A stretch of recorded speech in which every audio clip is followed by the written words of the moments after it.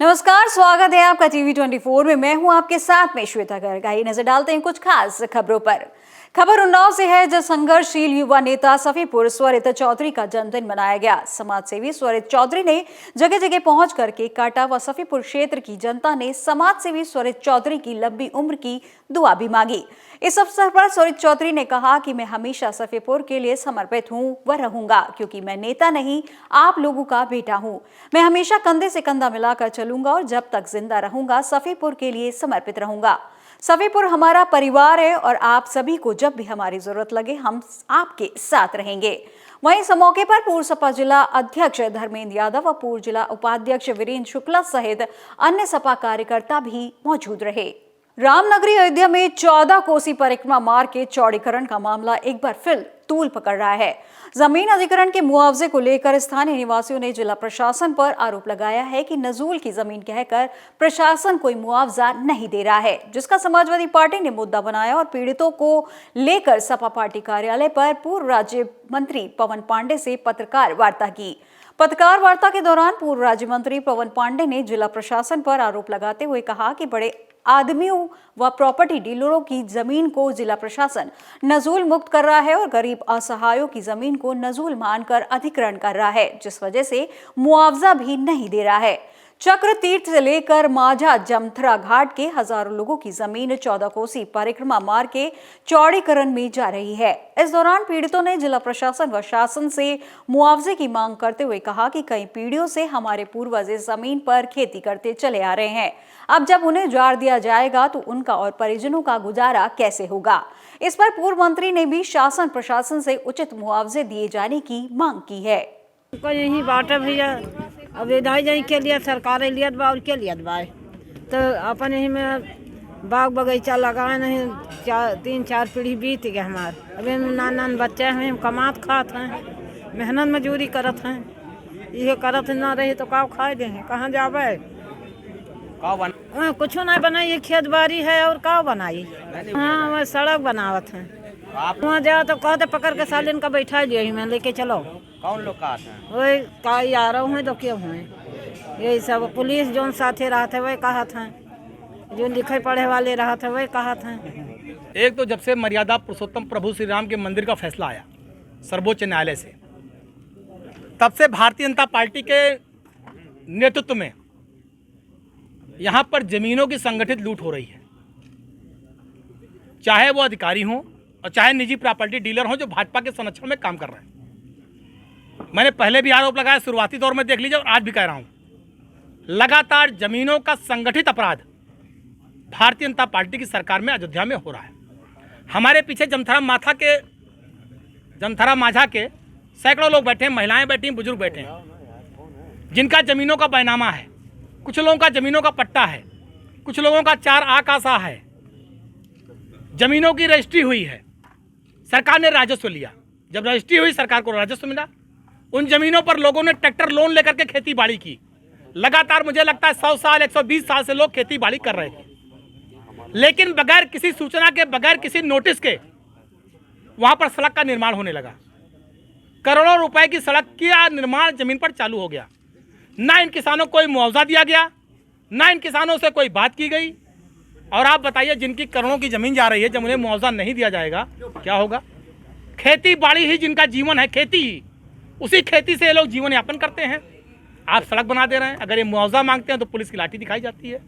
माझा जमथरम जमीन है साहब, खेती करते हैं वहीं माझा जमथरा में, वहीं पर जमीन है। जमीन उसी को बीच में घेर करके बीच में कर रहे हैं, बैरिकेडिंग कर रहे हैं। वो जमीन बीच में निकल रही है हमारी। कौन लोग?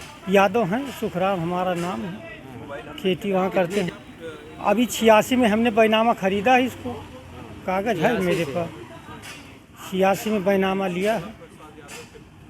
अब बैरी की रेटिंग यारों ने खड़ा भय है तो सड़क बनाना शुरू की ने, उन्होंने खड़ा भय होने के लिए मतलब बैरी की रेटिंग करने का प्रोग्राम है। अरे हम ज़मीन ले नहीं रहे हैं, वो तो इनकार में कि आपकी ज़मीन हम ले नहीं रहे हैं, हम तो अपनी नजूल ज़मीन ले रहे हैं।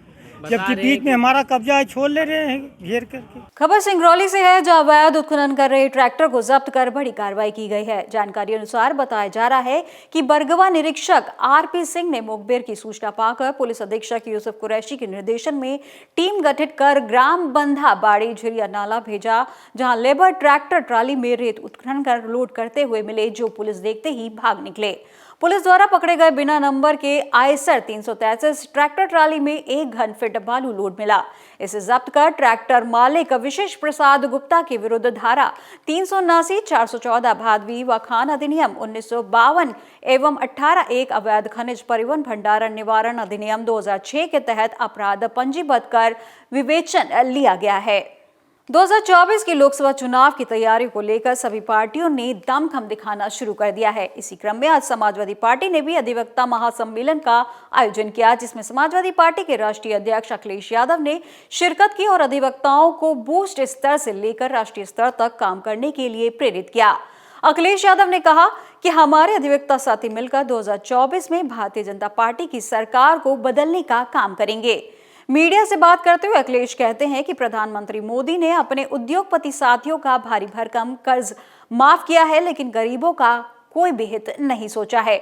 मोदी सरकार का काला धन छिपाने का भी काम अपने उद्योगपति साथियों से मिलकर किया है। आगे अखिलेश यादव ने बसपा की तरफ इशारा करते हुए कहा कि सभी पार्टियां साथ में मिलकर 2024 का लोकसभा चुनाव लड़ेंगी, क्योंकि 2024 में गठबंधन होने जा रहा है और पूर्ण बहुमत की सरकार बनाने जा रहे हैं। अब बीजेपी की सरकार जाने वाली है और देश में नई क्रांति की शुरुआत होने जा रही है।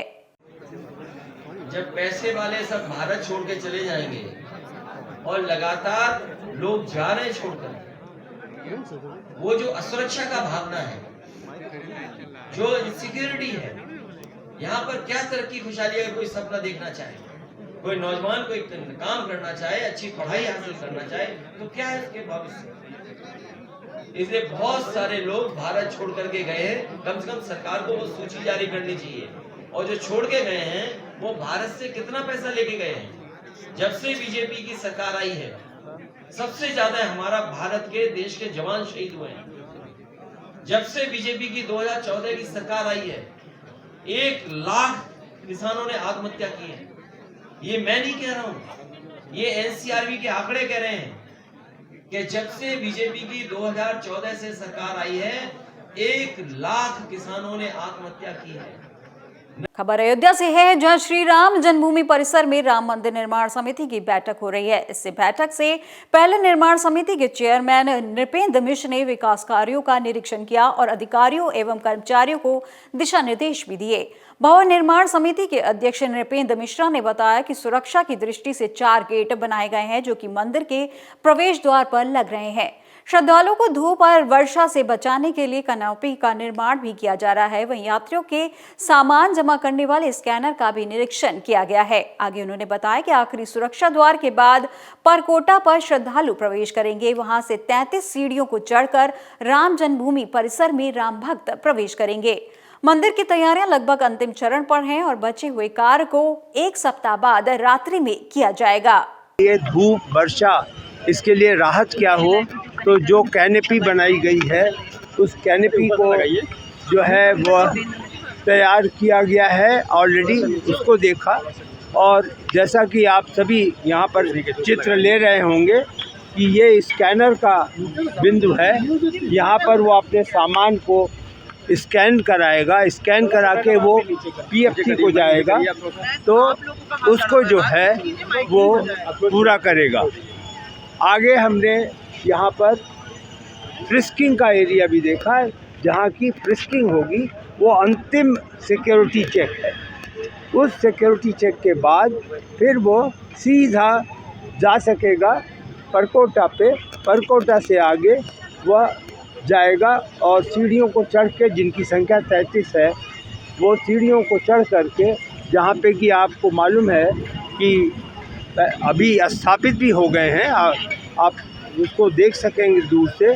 वहाँ पर गज द्वार बन चुका है, सिंह द्वार बन चुका है, और उसके ऊपर हनुमान जी और गरुड़ जी आशीर्वाद देते हुए वो भी स्थापित हो चुके हैं। लखनऊ के कैंट इलाके से हुई अंडा व्यापारी से लूट के मामले में पुलिस ने नाबालिग समेत 4 लोगों को गिरफ्तार किया है, जबकि 3 लोग अभी भी पुलिस की गिरफ्त से दूर हैं। आपको बताते चले कि कैंट के बनिया बाजार के पास बीती 3 जनवरी को दिन दहाड़े थोक के अंडा व्यापारी चंद्रशेखर कुमार से 91,000 की लूट हुई थी, जिसमें पुलिस ने नाबालिग समेत हर्षित सैनी, सुमित रावत और मोहित को गिरफ्तार किया है। डीसीपी पूर्वी आशीष श्रीवास्तव के मुताबिक हुसैनगंज के पुराना किला निवासी चंद्रशेखर कुमार थोक में अंडे का कारोबार करते हैं और हर 3 दिन में पैसों के तगादे के लिए बाजार निकलते हैं। पकड़े गए आरोपियों में से मोहित थोक व्यापारी की दुकान में ही काम करता था, जिसने अपने 3 साथियों के साथ मिलकर थोक व्यापारी को लूटने की योजना बनाई और 3 जनवरी को स्कूटी सवार कृष्णा, भिक्षु, हर्षित और सुमित ने लूट की घटना को अंजाम दिया। इस मामले में पुलिस ने 4 लोगों को गिरफ्तार कर चुकी है और अन्य 3 की तलाश अभी भी जारी है। पुलिस अधीक्षक मोहम्मद यूसुफ कुरैशी के निर्देशन में यातायात पुलिस और अन्य शहरी एवं ग्रामीण थाना द्वारा अपने अपने थाना क्षेत्रों में यातायात नियमों की जानकारी एवं प्रचार प्रसार हेतु विभिन्न जागरूकता कार्यक्रम आयोजित किया जा रहा है। पुलिस मुख्यालय द्वारा चलाए जा रहे सड़क सुरक्षा पखवाड़ा के अंतर्गत विशेष जागरूकता अभियान में यातायात पुलिस सिंगरौली के द्वारा विभिन्न स्थानों में जाकर पंफलेट वितरण, वाहनों में स्टिकर लगाना एवं हेलमेट, सीट बेल्ट लगाने हेतु उद्बोधन देकर यातायात नियमों का पालन किए जाने हेतु अपील की गई। वह हेलमेट एवं सीट बेल्ट न लगाने से होने वाली दुर्घटनाओं के बारे में भी जानकारी दी गई। साथ ही लोगों को शराब पीकर व तेज वाहन न चलाने के लिए भी सलाह दी गई। खबरों में फिलहाल बस इतना ही और देश दुनिया की तमाम जानकारी के लिए देखते रहिए TV24। नमस्कार।